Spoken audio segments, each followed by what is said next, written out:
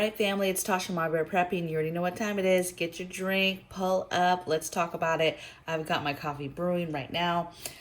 Move some stuff around, so now it's like right here. So anyway, get your coffee, let's talk about it. So today, I want to talk about preparing our children and preparing our kids for what's to come, right?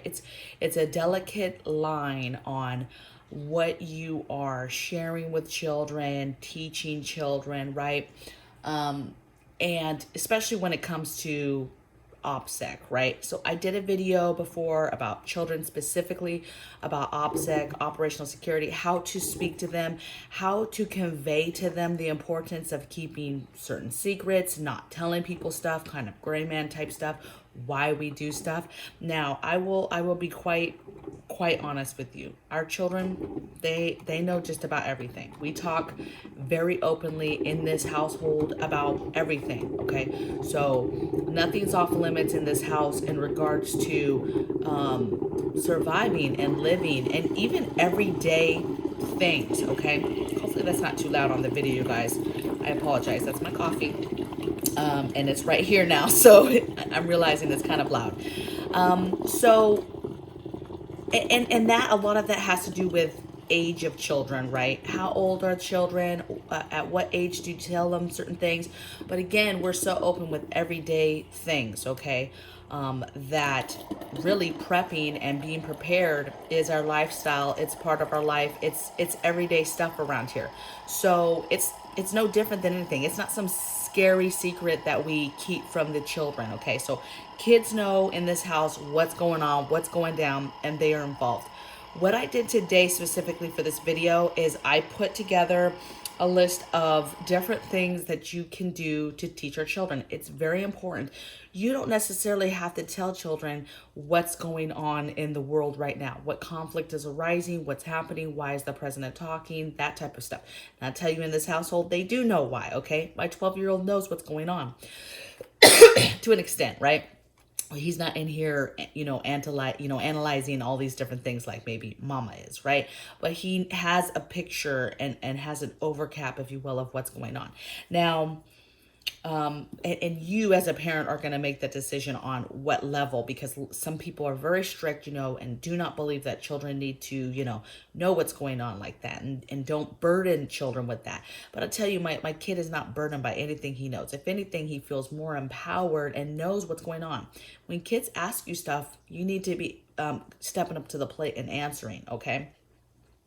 So 5 things that I think are safe, if you will, to teach your children before collapse. Before something major happens, this is what you can teach your children. Easy stuff. Number 1 is food preservation, right? Anything you're doing that has to do with food preservation, water bathing, pressure canning, dehydrating is a super, super easy one to get kids involved in, okay? Teach them how to do that, okay? Menu planning. Let's say I'm menu planning and kids walk in, what are you doing? Well, I'm menu planning. Oh, okay. What do you put on there? Well, I'm actually menu planning for grid down, no power.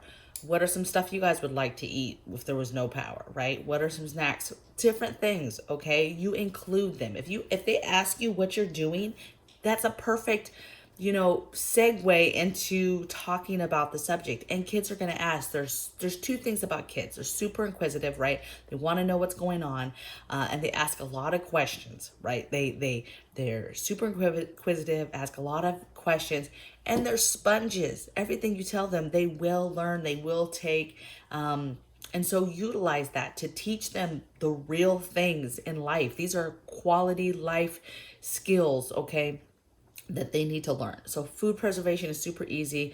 Bring your kids in on dehydrating, where you do the preps, how long does it take, water bathing, fermenting, whatever it is you're doing at the time, filling buckets, whatever. I have this one little braid, you guys, that's just driving me crazy. And it's driving me crazy. So whatever it is with food preservation, get involved.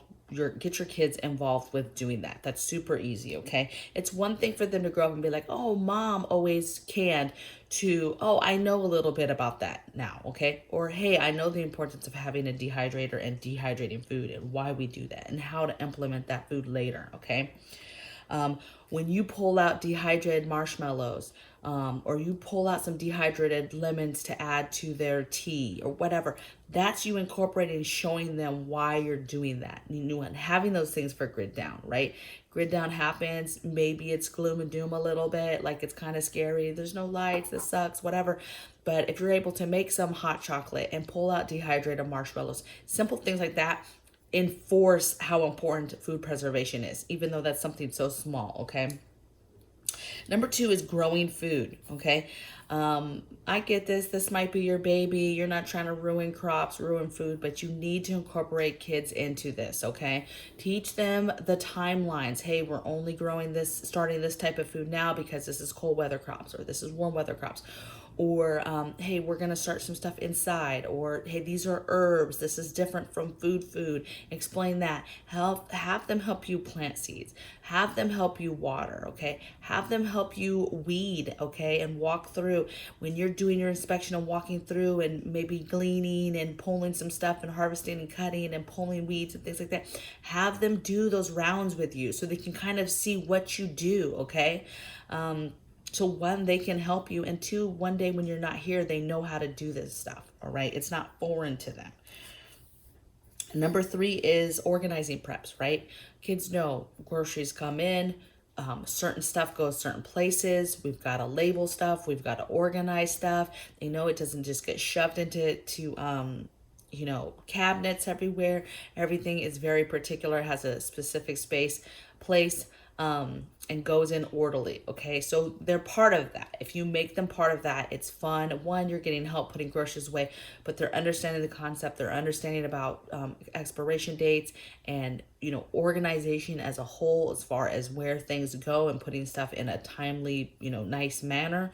That's a quality skill. Okay. Another area, now this might be a touchy one for some people, that they're like, nope, that's hands off. We're not going to talk about that with children. Again, in this house, we talk about everything, and that's security. So when we're walking our property, we walk it with children. When we are putting up something, let's say we're putting up a CCTV. Let's say we're putting up, we're planting a certain plant. Let's say we're putting something in the yard in a certain spot. Okay, everything is strategic in its location, where things go, why we're doing things, right? Kids see barbed wire. Why would we need barbed wire? If that question, just talk about it, okay? Talk about not answering door. Talk about why we fortifying windows and doors, right? People, when things go bad, the world collapse, something major happens, talk to them about how people get dangerous, and you have to be able to protect yourself. That is just a precaution, okay? Again, we're very, very open here so that nobody is scared. Nobody is wondering what's going on, okay? I think it's horrible when a kid is like, why, or trying to understand something, and you're like, you just don't have time to explain it to them. And this stuff that we talk about on this channel, preparedness stuff, this is important, okay? We as a country, over the years, over the decades, centuries, we have gone away from basic preparedness and these skills and these skill sets, and we have to get back to making that a normal thing for our children, and that we're teaching our children, okay? And then number 5 is another really important one, and that's, what is the plan, right? Emergency planning. When you make those plans, you write those down for whatever crisis or situation it is. You should be sitting down the family and talking about it. Hey, if this is a fire, this is what happens. Lots of families do this, right? Hey, if this is a fire, these are the exits. We're going to go a little bit further. We're going to practice with the fire alarm, right? How long does it take us to get out? Where are we going to go? It's almost like that, but a step further. Hey, if there was a fire and we had to go, we have our evacuation bags. This is what's in the evacuation bags. This is why it's important. This is where they're at. This is who should grab them. That type of thing, okay? Take it a step further when we talk about preparedness and preparedness plans. And that is a piece that 100%, if you don't do anything else on this list, that's where you should include your children. Because what you don't want to be having to do is explain and take time to explain what's going on, when you could be utilizing that time to, move forward with the plan. If they already know the basics of the plan, then they're like, okay, mom, you want me to do this? What we got to do this? maybe they already have a step or a thing that they're supposed to be in charge of and do, right? So things go a lot smoother. So the plan. A lot of people might be like, look, kids can't remember plans, and we're going to do this and steps and stuff. I get that. Okay. So just make sure that I know the idea and the concept of the plan, that what you're planning for, right? What could happen and what you're planning for.